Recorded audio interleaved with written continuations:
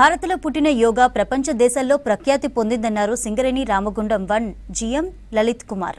పెద్దపల్లి జిల్లాలో సింగరేణి రామగుండం ఏరియాలో యోగా డే కార్యక్రమాన్ని నిర్వహించారు. రోజువారీ వ్యవహారాలతో ప్రతి ఒక్కరూ మానసిక ఒత్తిళ్లకు లోనవుతున్నారని చెప్పారు.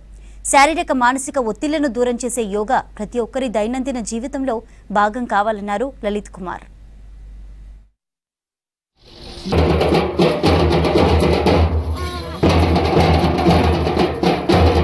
అలాగే వారికి బొకే అందజేయాల్సిందిగా ఏజీఎంఐ సీఎంఓఏ మన ఆదివాణి ఏరియా జనరల్ సెక్రటరీ శ్రీ కులమల్లేశం గారిని సాధారణంగా వేదికగా ఆహ్వానిస్తున్నాను.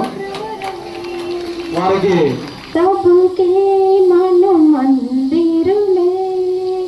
అఖండ జ్యోతి జ్యోతి అఖండ జ్యోతి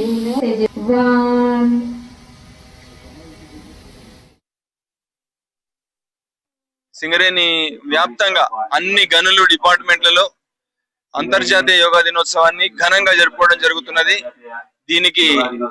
దీనికి ఆరంభంగా గత వారం రోజుల నుంచి కూడా అన్ని గనులు మైన్లలో దీనికి శిక్షణ పొంది ఉన్నారు, ప్రాక్టీస్ చేసి ఉన్నారు.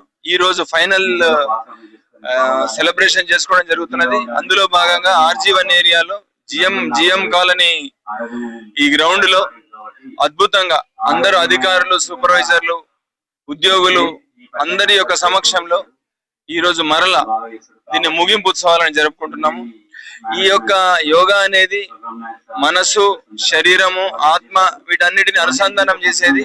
ముఖ్యంగా మైనింగ్, బొగ్గు గనుల్లో పనిచేసే వాళ్లకు ఇది ఇంకా ఉపయోగం కాగలదు. దీన్ని మన దైనందిక జీవితంలో భాగం చేసుకోవడం ద్వారా దీన్ని ముందు మరింతగా తీసుకుపోవడానికి ప్రయత్నాలు జరుగుతున్నాయి.